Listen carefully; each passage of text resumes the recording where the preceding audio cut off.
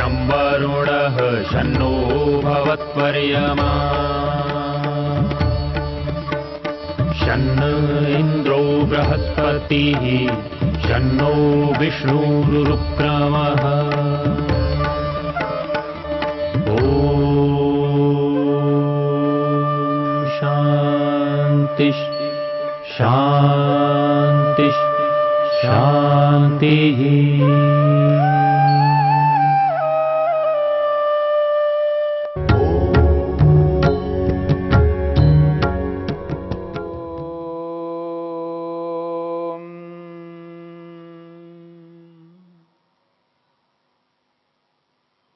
तत्प्रतिषेधार्थम एकतत्वाभ्यासः समाधिपाद के 32वें सूत्र को लेकर के हम विचार कर रहे हैं। विघ्नों को, बाधकों को, योग के शत्रुओं को रोकने के लिए महर्षि पतंजलि ने एक तत्व अभ्यासः कहा। एक परमपिता परमात्मा का निरंतर अभ्यास करते जाना, परमेश्वर के गुणों, कर्मों और स्वभावों को निरंतर अनुभव करते जाना। ईश्वर के गुण, कर्म, स्वभावों को यदि आत्मा यानी मनुष्य अपने समक्ष रखता है तो वह कभी भी पाप कर्म नहीं कर सकता। पाप कर्मों से बचने का एकमात्र उपाय है ईश्वर। जब तक ईश्वर मनुष्य के समक्ष रहता है तब तक मनुष्य किसी भी पाप को नहीं कर सकता। यदि कोई पाप कर रहा है तो समझना चाहिए उसके समक्ष ईश्वर का स्वरूप नहीं है। वह मनुष्य ईश्वर की व्यापकता को स्वीकार नहीं कर रहा है। वह मनुष्य ईश्वर की शक्ति को, सर्वशक्तिमत्ता को अनुभव नहीं कर रहा है। वह मनुष्य ईश्वर के सर्वज्ञ स्वरूप को अनुभव नहीं कर पा रहा है। उसके न्याय को अनुभव नहीं करता, तभी जाकर के व्यक्ति पाप करता है। इसलिए महर्षि पतंजलि कहना चाहते हैं, परमपिता परमात्मा का अभ्यास करना है। योगाभ्यासी को, योग करने वाले व्यक्ति को, योग मार्ग को जिसने अपनाया है उसका मार्ग ही योग मार्ग है। उसको ईश्वर तक पहुंचना है, समाधि लगानी है, ईश्वर का दर्शन करना है, तो एक तत्व अभ्यासः, उस परमात्मा का अभ्यास उसे करना हो। उस परमात्मा का जब अभ्यास करेगा तो अर्थात जब कभी भी वो कर्म करेगा तो ईश्वर को ध्यान में रख करके करेगा। ईश्वर को ध्यान में रख करके कर्म करना ही एक तत्व अभ्यास का अभिप्राय है। यानी ईश्वर को स्मरण रखता हुआ, ईश्वर की अनुभूति रखता हुआ जब व्यक्ति कर्म करता है तो उसको यह एहसास रहता है मेरे को उचित कर्म करना है, अनुचित कर्म नहीं करना, अर्थात पाप नहीं करना, पुण्य करना है और थोड़ा ऊपर उठना है, यानी निष्काम कर्म करना है। पाप कर्म तो दूर की बात है, मिश्रित कर्मों की तो दूर की बात है, पुण्य कर्म भी छोड़ दूं, निष्काम कर्म करूं। तो निष्काम कर्म तक पहुंचना है तो ईश्वर की अनुभूति बनाए रखना है, ईश्वर प्रणिधान करना है, ईश्वर की आज्ञा का ही पालन करना है। जो हम कर्तव्यों को करने लगते हैं वो कर्म है, और कर्तव्य कर्म जब प्रारंभ करते हैं तो समझ लेना है कि उचित करना है तो ईश्वर को सामने रखना है। अनुचित करने वाला ही ईश्वर को सामने नहीं रखता, अर्थात ईश्वर को अनुभव नहीं करता। मुझे ईश्वर देख सुन जान रहे हैं ऐसा बोध उसको नहीं रहता, ईश्वर की शक्ति उसके समक्ष नहीं रहती, ईश्वर का न्याय उसको दिखाई नहीं देता। जिस व्यक्ति को ईश्वर का न्याय दिखाई नहीं देता हो, ईश्वर की शक्ति उसके समक्ष नहीं हो, उसकी व्यापकता, उसकी सर्वज्ञता उसको समझ में नहीं आती हो, तब जाकर के व्यक्ति पाप कर्मों को करने लगता है। चाहे वो कोई भी व्यक्ति हो, चाहे वो मन से कर रहा हो या वाणी से कर रहा हो या शरीर से कर रहा हो। 3 प्रकार से कर्म करता है, मन से, वाणी से और शरीर से। एक सीमा तक व्यक्ति शरीर से रुक सकता है, एक सीमा तक वाणी से रुक सकता है, पर मन से बिल्कुल नहीं रुक सकता, क्योंकि मनुष्य, बाहर का समाज, बाहर का डर उसको दिखाई नहीं देता है, इसलिए मन से कुछ भी कर सकता है व्यक्ति, और अंदर जो हो रहा है वो किसी को पता नहीं लग सकता। और जब व्यक्ति का मन भ्रष्ट हो जाता है, मानसिक रूप से ऐसे ऐसे घिनौने कर्म करता है व्यक्ति, उसी का परिणाम है जब वो वाणी का प्रयोग करता है, उसी मन का परिणाम है जब वो शरीर से करता है। जो शरीर से घिनौने करने लगते हैं वो इसलिए करने लगते हैं क्योंकि मन से कर चुके होते हैं। वाणी से इतना घिनौना बोलते हैं क्योंकि वो मन से कर चुके होते हैं। जब हमने मन पर ही नियंत्रण किया हो, मानसिक रूप से नियंत्रण कर लिया, क्योंकि मन के अंदर बैठ करके भी ईश्वर देख रहे हैं, जान रहे हैं, समझ रहे हैं, ये बोध ईश्वर प्रणिधान करने वाले व्यक्ति को होता है, हर किसी व्यक्ति को नहीं होता। जिसने ईश्वर को सर्वव्यापक स्वीकार किया, सपर्यगात, ईश्वर कैसा है? सपर्यगात, सपरिअगात, वह ईश्वर, यानी हे ईश्वर आप परिअगात, सर्वत्र व्याप्त है, सर्वत्र गए हुए हो, ऐसा कोई स्थान नहीं है जहां आप ना हो, सर्वत्र विद्यमान हो। वेद कहता है सपरिअगात, शुक्रम, यानी शुक्रम, सर्वशक्तिमान हो। अकायम, आप कैसे हो? काया से रहित हो, शरीर में आने की आवश्यकता नहीं है प्रभु, आप बिना शरीर के संपूर्ण ब्रह्मांड का निर्माण कर रहे हो, करते हो। हर सृष्टि में संपूर्ण ब्रह्मांड को आप ही बनाने वाले हो, वर्तमान में संसार को चला रहे हो, इसका विनाश भी आप कर सकते हो। बिना शरीर के इस संपूर्ण ब्रह्मांड को आप बना सकते हो, तो बिना शरीर के इस संपूर्ण ब्रह्मांड का पालन पोषण भी कर सकते हो। आप सर्वशक्तिमान हो। शुक्रम, अकायम, काया से, शरीर से रहित हो। अव्रणम, व्रण से रहित हो, आप में कोई छेद नहीं, छिद्र नहीं, क्योंकि आप अखंड एक रस निर्विकार हो। अस्नावीरम, जब आपका कोई शरीर ही नहीं है तो नस नाड़ियां भी कहां से होंगी? अस्नावीरम, नस नाड़ियों से रहित हो। शुद्धम, आप पवित्र हो, निर्मल हो, आप कोई ऐसा पाप नहीं कर सकते हो। आपका मन, आपका स्वरूप, आप संपूर्ण रूप से पवित्र हो। आपकी जो मनन शक्ति है वो आपका मन है।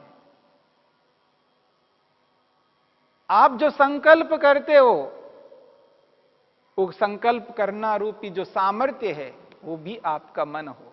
इसलिए कहा मनीषी, आप मनीषी हो, आप मन के स्वामी हो, और हम सब मनों के स्वामी भी हो।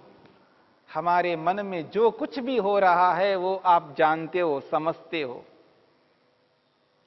अपाप विद्धम हो, यानी आप पाप कभी नहीं करते। आप जितने भी कर्म करते हो, आप एक भी ऐसा कर्म नहीं करते हो जिसको पाप कह सके।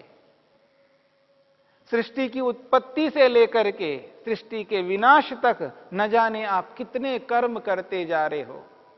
प्रत्येक आत्मा को निरंतर उसके कर्मों का फल प्रदान कर रहे हो।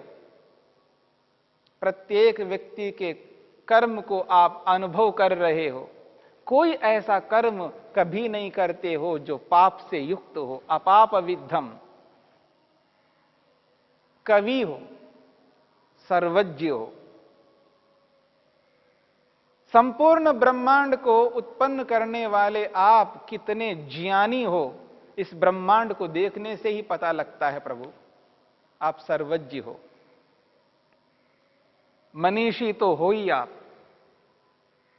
परिभु आप सबको जानते हो, सबके स्वामी हो, सब पर दमन करते हो, सबके पाप कर्मों को आप रोकते हो, आप न्यायकारी हो, परिभू न्यायकारी हो, स्वयंभू स्वयं सिद्ध हो, आप किसी से उत्पन्न होने वाले नहीं हो। मंत्र जो कहता है सपरि अगाथ शुक्रम, सपरियगात शुक्रम अकायम अव्रणम अस्नावीरम शुद्धम अपाप विद्धम कवि मनीषी परिभू स्वयंभू। जब मंत्र के इन शब्दों को व्यक्ति समझने लगता है, जब इस स्वाध्याय के माध्यम से, वेद स्वाध्याय के माध्यम से ईश्वर के स्वरूप को जानने लगता है, जैसे ही वो मंत्र बोलने लगता है तो उसको एहसास होता है सपर्यगा शुक्रमकाय मौरनमस्नावीरम शुद्धम अपाप विद्धम कविर्मनीषी परिभू स्वयंभूर याथा तत्यतोर्थान वेदधात शाश्वतीभ्यः समाभ्यः। ये परमेश्वर शाश्वत हम आत्माओं के लिए अर्थान ये जो वेद रूपी अर्थों को आप हमारे लिए उपदेश करते हो, वेद हमारे लिए आपने प्रदान किया है, वेद ज्ञान देने वाले आप ही हो प्रभु। वेद का उपदेश आपने ही किया। वेद कहता है कि आप व्यापक हो, वेद कहता है आप सर्वज्ञ हो, वेद कहता है आप सर्वशक्तिमान हो, वेद कहता है आप न्यायकारी हो।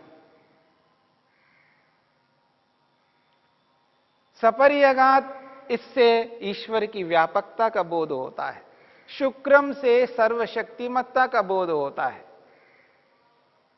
कवि से ईश्वर की सर्वज्ञता का बोध होता है। परिभू से ईश्वर की न्यायकारिता का बोध होता है।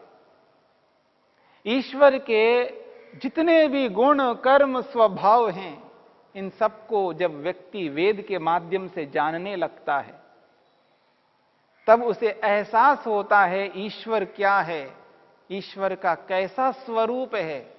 मैं ईश्वर के इस पवित्र स्वरूप को अनुभव करता हुआ उसकी व्यापकता को, उसकी सर्वज्ञता को, उसकी सर्वशक्तिमत्ता को, उसकी न्यायकारिता को एहसास करता हुआ, अनुभव करता हुआ मैं कैसे पाप कर सकता हूं। अपाप विद्धम, निष्पाप परमपिता परमात्मा को अनुभव करता हुआ मैं कैसे पाप कर सकता हूं। मनीषी, जो मेरे मन को जानने वाले हैं, जो मेरे मन में बैठ करके मेरे मन के विचारों को जानने वाले हैं, जब मेरे को यह एहसास होता है तो मैं मन से ऐसा कैसे चिंतन मनन कर सकता हूं जो ईश्वर के विरुद्ध हो। जब मेरे को यह बोध रहता है मेरे मन में बैठ करके मेरे मन को दमन करने वाले हैं, मेरे मन को नियंत्रित करने वाले हैं, निरंतर मेरे मन में प्रेरित करने वाले हैं, देखो यह कर्म आप नहीं कर सकते। भय शंका लज्जा उत्पन्न करने वाले हैं, मेरे मन के अंदर बैठ करके मेरे को सही दिशा देने वाले हैं। सदा मुझ आत्मा को पवित्र कर्मों में प्रेरित करने वाले उस प्रभु को मैं एहसास करता हुआ कैसे पाप कर सकता हूं? नहीं कर सकता। जब मैं पाप कर्मों से बचता जाऊंगा तो ये जो विघ्न हैं जो उत्पन्न होते हैं वो विघ्न ही उत्पन्न नहीं होंगे। ये विघ्न इसलिए उत्पन्न होते हैं क्योंकि मैंने ईश्वर को नकारा है। ईश्वर के स्वरूप को अपने समक्ष नहीं रखा है, ईश्वर को मैंने भुला दिया है, ईश्वर की अनुभूति करना मैंने छोड़ दिया है, तब जाकर के यह स्थिति उत्पन्न हो जाती है। तब जाकर के मेरे शरीर के अंदर नाना प्रकार के रोग उत्पन्न होते हैं। तब मैं कामचोर बनने लगता हूं।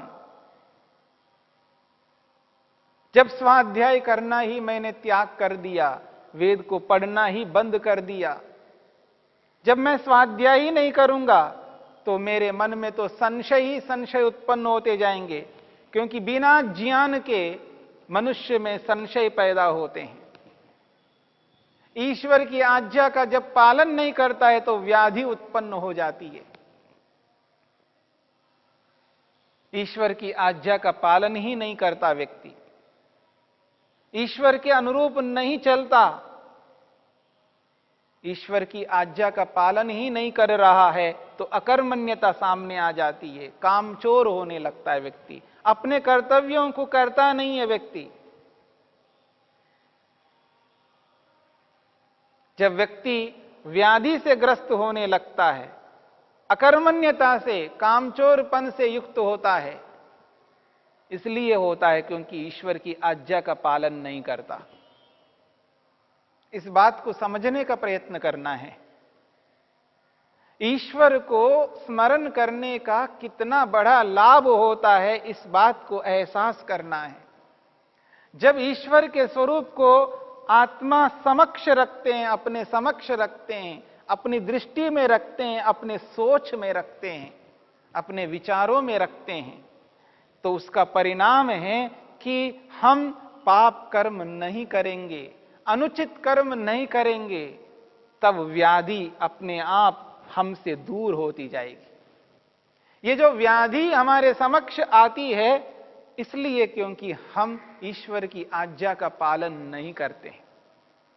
ईश्वर के स्वरूप को न जान करके, न समझ करके व्यक्ति ऐसे कर्म करता जाता है जिन कर्मों का परिणाम व्याधि है। इस बात को समझना है। जब व्यक्ति को यह एहसास ही नहीं है तो वो व्यक्ति कर्तव्य कर्मों को क्यों करेगा? अकर्मण्यता से, कामचोरपन से युक्त रहेगा। जब स्वाध्याय नहीं करता है, ईश्वर के स्वरूपों को जानता ही नहीं है तो उसको बोध नहीं होता है। जब बोध नहीं है, ज्ञान नहीं है, तो संशय ही संशय जीवन में विद्यमान है। संशय से ग्रस्त रहेगा, हर विषय में उस व्यक्ति को संशय होता रहेगा, क्योंकि ज्ञान नहीं है। ज्ञान इसलिए नहीं है, स्वाध्याय नहीं है, वेद पढ़ता नहीं है। इसलिए वेद निरंतर पढ़ते जाना होगा व्यक्ति को। निरंतर का मतलब है रोज वेद को पढ़ना है, कम से कम रोज एक मंत्र को तो पढ़ ही सकते हैं। इतना तो समय हमें निकालना होगा, और एक मंत्र को पढ़ करके उस मंत्र में ईश्वर के जिस स्वरूप को बताया गया है उस स्वरूप पर विचार मनन चिंतन करते जाना, तब जाकर के हम उस स्थिति में पहुंच सकते हैं। तत्प्रतिषेधार्थम एक तत्व अभ्यासः।